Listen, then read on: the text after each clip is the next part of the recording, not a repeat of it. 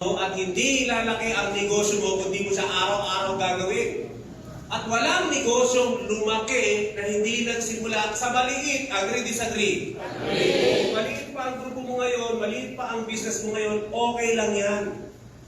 Now, paano ba lumaki ang isang negosyo? Consistent, persistent, araw-araw binubuksan, araw-araw ginagawa.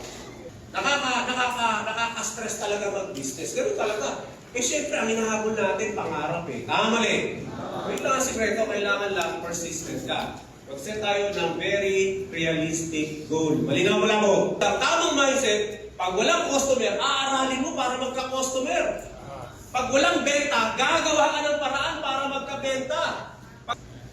You must act like a businessman, talk like a businessman, be a businessman.